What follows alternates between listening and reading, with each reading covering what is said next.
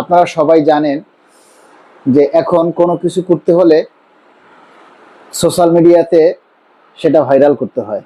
যে কোনো জিনিস, আপনার একটা নিউজ দেখবেন যে অনেক টিভি চ্যানেল আছে যাদের ফেসবুকে তাদের একটা চ্যানেল আছে, আছে, পেজ আছে।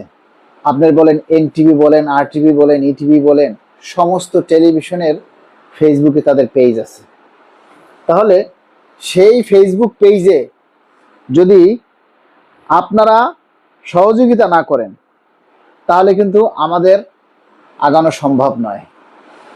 দেখবেন যে কোথাও একটা যদি দুর্ঘটনা ঘটে সেটা সামাজিক যোগাযোগ মাধ্যমে ভাইরাল হয়ে যায় এবং তারপরে প্রশাসনের টনক নড়ে। কিন্তু আমরা দেখতে পাচ্ছি যে আমাদের সরকারি কর্মচারী ভাইয়েরা কেমন ঝিমিয়ে গেছে। হয়তো আপনারা বলতে পারেন যে আমরা এখন ক্লান্ত, আর কত প্রচার করব, আর কত দাবির কথা বলবো। ভাই, আপনি যদি রাগ হন তাহলে আপনি হেরে গেলেন। আপনাকে ধৈর্য ধারণ করতে হবে, কেননা একটা সরকার মানে অন্তর্বর্তীকালীন সরকার আমরা পার করেছি, আমরা অনেক ধৈর্য ধরেছি। তার আগে আমরা আওয়ামী লীগ সরকার পার করেছি, আমরা ধৈর্য ধরেছি। এখন গণতান্ত্রিক সরকার এসেছে, তাকেও তো আমাদের কিছুটা সময় দেওয়া উচিত, কারণ তারাও তো একটা সিদ্ধান্তে আসবে।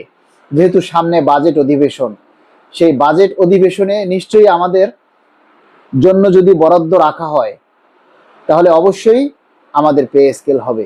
একটা কথা আপনাদের সবাইকে মনে রাখতে হবে, অন্তর্বর্তীকালীন সরকার যে কোনো বিল পাশ করে ক্যাবিনেট সভায়, নিজেরা উপদেষ্টা পরিষদে মিটিং করে বা ক্যাবিনেট সভায় মিটিং করে তারপরে তারা যে কোনো একটা বিল পাশ করে। আর নির্বাচিত সরকার বিল পাশ করে সংসদে অধিবেশনের মাধ্যমে। এটা আপনাদেরকে মাথায় রাখতে হবে। যেহেতু সামনে আমাদের বাজেট অধিবেশন, সেই বাজেট অধিবেশনে যাতে আমাদের দাবিটা, সেই বাজেট অধিবেশনে যাতে আমাদের এই পে স্কেলের কথাটা যাতে এমপি মন্ত্রীরা তুলে ধরতে পারে, সেই জন্য আপনাদের সকলের সহযোগিতা কামনা করছি। এই সোশ্যাল মিডিয়াতে আপনারা সবাই একটু বেশি বেশি লেখালেখি করবেন, বেশি করে প্রচার করবেন, নিজের দাবিটা নিজে একটু তুলে ধরুন না ভাই। নিজের সাথে রাগ করে তো কোনো লাভ নাই, নিজের রিজেকের সাথে, নিজের ভাগ্যের সাথে রাগ করে কোনো লাভ নেই। আমাদের আল্লাহই আমাদের উপরে সহায় হচ্ছে না, সরকারের কি দোষ দিব বলেন? আল্লাহ যেদিন আমাদের পে স্কেলের কথা লিখে রেখেছেন ঠিক সেদিনই হবে, তার একদিন আগেও হবে না, একদিন পরেও হবে না। এখন আমরা যতটুকু আশাবাদী যে আগামী যে বাজেট আসতেছে সেই বাজেটই আমাদের পে স্কেলের জন্য হয়তো বরাদ্দ রাখা হবে। যদি কেন বরাদ্দ রাখা হবে, কারণ অন্তর্বর্তীকালীন সরকারই কিন্তু আমাদের জন্য বরাদ্দ রেখে গেছেন। তাহলে এই সরকার যদি আমাদের সেই বরাদ্দ না রাখে তাহলে কিন্তু সরকারের সাধারণ কর্মচারীর মধ্যে একটা বিতর্কের সৃষ্টি হবে যে অন্তর্বর্তীকালীন সরকার পে স্কেলের জন্য বাজেট রেখে গেছে আর এই নির্বাচিত সরকার এসে আমাদের সেই বাজেট রাখেনি, তখন কিন্তু সরকারি কর্মচারীদের মধ্যে একটা অসন্তোষ দেখা দিবে। আমরা আশাবাদী মাননীয় প্রধানমন্ত্রী তারেক রহমান অবশ্যই আমাদের আগামী সংসদে, আগামী জুনে বাজেটে আমাদের পে স্কেলের জন্য অর্থ বরাদ্দ রাখবেন এবং সেজন্য দাবিটা বেশি বেশি জোরালো করতে হবে। আপনারা সবাই যদি সহযোগিতা করেন, আমাদের যে কোনো দাবি যখন আমরা প্রচার করব তখন আপনারা সেই দাবিগুলি আপনারাও প্রচার করে প্রধানমন্ত্রী নজরে আনতে হবে।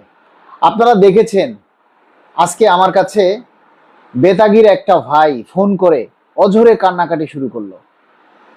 তো আমার মনে হলো যে তার এই যে কান্নাটা সাধারণ মানুষের একটু শোনানো উচিত। তাৎক্ষণিকভাবে আমি সেটা আমার মোবাইলে ভিডিও করি এবং সেটা আমি আপনাদের সামনে তুলে ধরেছি যে একটা ভাই সে আজকে রাতে সুইসাইড করবে বলে হুমকি দিচ্ছে যে মালিক ভাই আমি চিরকুট রেখে গেলাম, আমাদের সপরিবারে আমরা আত্মহত্যা করব, সুইসাইড করব, আমরা সংসার চালাতে পারতেছি না, আমাদের সংসার হয় না, বাজার নেই, ছেলে মেয়েদের সামনে ঈদ, আমরা একটা কাপড় দিতে পারতেছি না, তাহলে এই জীবন রেখে কি লাভ? আপনারা নিশ্চয়ই সেটা দেখেছেন, সেই ভিডিওটা ইতিমধ্যে ভাইরাল হয়েছে।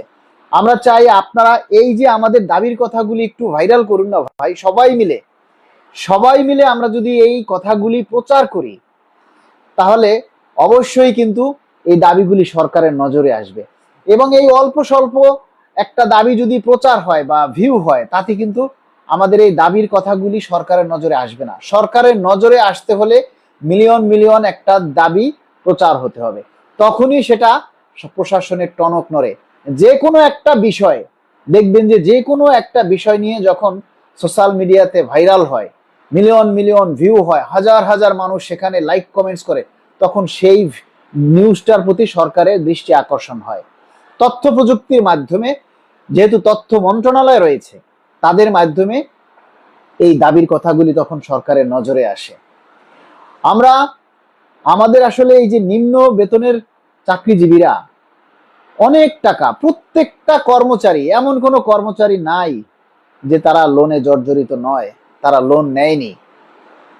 তারা যে বোনাস পায় ৮,২৫০ টাকা চাকরিতে, ৮,২৫০ টাকা যদি বোনাস পায়, এই বোনাস দিয়ে কি হবে বলেন? ৩২০ টাকা দিয়ে একটা শার্ট কেনার সাহস হয় না ফুটপাত থেকে। ৩২০ টাকা দিয়ে ফুটপাত থেকে একটা শার্ট কেনার সাহস পায় না আমাদের নিম্ন বেতনভুক্ত কর্মচারীরা। আর কি বলবো? এই কথাগুলি মাননীয় প্রধানমন্ত্রীর নজরে নেয়ার জন্য আপনারা সহযোগিতা করেন না। আপনারা অনেকেই আমাদের লাইভে আসেন, কথা শুনতে আসেন, কিন্তু লাইভে একটা লাইক দেন না, একটা কমেন্টস করেন না, আর একটা শেয়ার করেন না।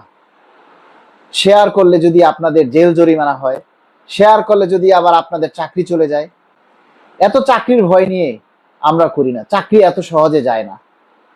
চাকরি এত, তারা চাইলেই এই যে আমাদের যে কথাগুলি, এগুলি কিন্তু আপনারা সবাই সরকারের সামনে তুলে ধরতে পারেন।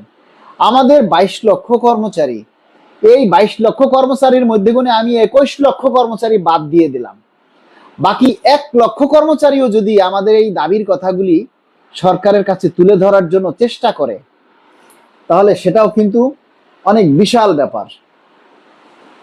আপনারা না বললে কেউ লাইভটা শেয়ার করেন না।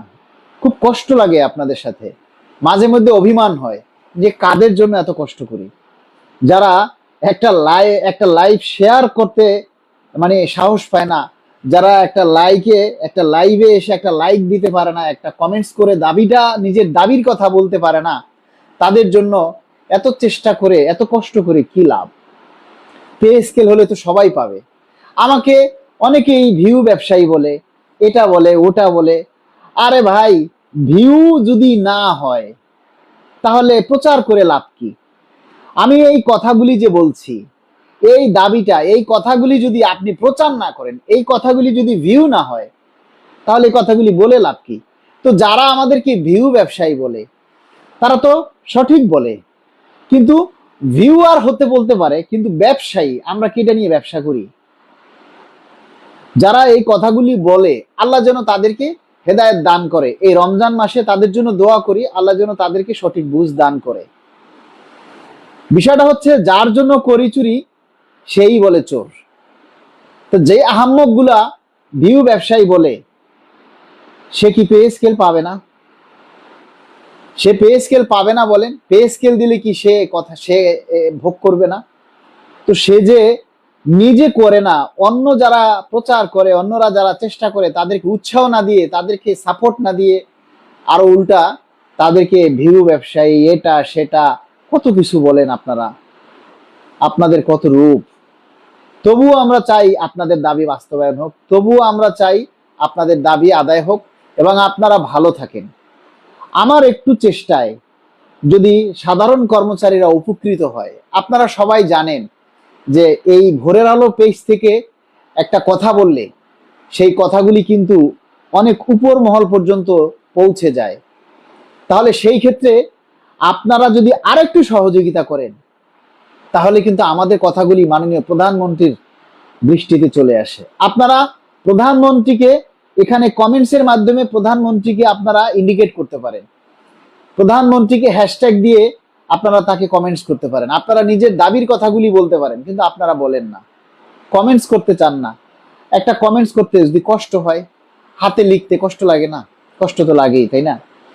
আপনারা কষ্ট করে একটা কমেন্টস লিখতে চান না, কষ্ট করে একটা লাইভ শেয়ার করতে চান না, একটা পোস্ট শেয়ার করেন না, কিন্তু পে স্কেল চান পুরোটা।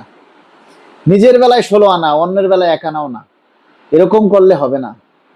আপনাকেও আপনার দায়িত্ব পালন করতে হবে। আপনাদেরকেও আপনাদের দাবি বা আদায়ের ব্যাপারে কিছু না কিছু আপনাদের দায়িত্ব আছে। প্রত্যেকটা সরকারি কর্মচারী যারা পে স্কেলের সুবিধা ভোগ করবেন, প্রত্যেকেরই দায়িত্ব আছে। প্রত্যেকের উচিত এই দাবিগুলি মানে বেশি বেশি করে প্রচার করে সরকারের দৃষ্টিতে আনা, সরকারের নজরে আনা। আমরা মাননীয় প্রধানমন্ত্রীর সাক্ষাৎ চাই আপনাদের মাধ্যমে। আমি শুধু একটা দাবি আমরা মাননীয় প্রধানমন্ত্রীর কাছে তুলে ধরতে চাই যে মাননীয় প্রধানমন্ত্রী, আমরা আপনার সাক্ষাৎ চাই। কেননা আমরা দীর্ঘ 10 বছর আমরা রাজপথে আন্দোলন করেছি, আমরা সভা সমাবেশ করেছি, মানববন্ধন করেছি, মহাসমাবেশ করেছি, যমুনা ঘেরাও করেছি, সাংবাদিক সম্মেলন করেছি, কিছুতে কিছু হচ্ছে না। আমরা এখন আর আন্দোলনে বিশ্বাসী না, আমরা এখন আর আন্দোলনে বিশ্বাসী না। আমরা চাই সংলাপ, আমরা চাই আলোচনা। মাননীয় প্রধানমন্ত্রী, বাংলাদেশ সরকারি কর্মকর্তা কর্মচারী কল্যাণ সমিতির ব্যানারে আমরা আপনার সাক্ষাৎ চাই। আপনার সাথে আমরা শীর্ষ নেতৃবৃন্দ দেখা করার অনুমতি চাই। আপনি আমাদেরকে দয়া করে একটু আপনার সাথে কথা বলার সুযোগ দিন। আমরা আপনার সাথে আমাদের মনের সুখ দুঃখ চাওয়া পাওয়ার কথাগুলি আপনার সামনে তুলে ধরতে চাই। যদি আপনার ভালো লাগে তাহলে আমাদের দাবিগুলি মেনে নেবেন, আর যদি আপনাকে আমরা বোঝাতে না পারি, আপনাকে যদি আমাদের দুঃখ কষ্টের কথাগুলি তুলে ধরতে না পারি, তাহলে আপনি আমাদেরকে না করে দিয়েন। কিন্তু আমরা আপনার সাক্ষাৎ চাই, আমরা আপনার সাথে দেখা করতে চাই। মাননীয় প্রধানমন্ত্রী, আপনি তো দেশের বিভিন্ন মানুষের সাথে কথা বলেন, বিভিন্ন মানুষের সাথে দেখা করেন, সাক্ষাৎ করেন। আমাদের এই পেশাজীবী সংগঠনের আমরা যারা পে স্কেলের দাবি করছি 22 লক্ষ কর্মচারীদের, আমাদেরকে একটু দেখা করার সুযোগ দিন। মাননীয় প্রধানমন্ত্রী, আপনাকে দেখা যাচ্ছে যে আগের প্রধানমন্ত্রী যারা আছিলেন তাদের থেকে ভিন্ন মাত্রায় চলাফেরা করতে। আপনি রাস্তা বন্ধ করে চলেন না, আপনি গাড়িতে রাস্তায় জ্যাম থাকলে আপনি জ্যামের মধ্যে অপেক্ষা করেন, কিংবা আপনি গাড়ি থেকে নেমে পায়ে হেঁটে আপনি অফিসে যান। আপনার এই যে দয়ালু মনটা, যাতে সাধারণ মানুষের কষ্ট না হয়, তারা যাতে আপনার জন্য রাস্তায় ঘন্টার পর ঘন্টা তাদেরকে যেন আটকিয়ে রাখা না হয়, এই যে আপনি এই কষ্টটা লাঘব করার জন্য চেষ্টা করছেন, নিজে জ্যামের মধ্যে দাঁড়িয়ে থাকেন, এই গুণটা অতীতের কোনো প্রধানমন্ত্রীর মধ্যে ছিল না, কিন্তু আপনার মধ্যে আছে। তাই আমরা আপনার সেই মহানুভবতার দিক থেকে, মানবতার দিক থেকে আমরা আপনার সাক্ষাৎ চাই।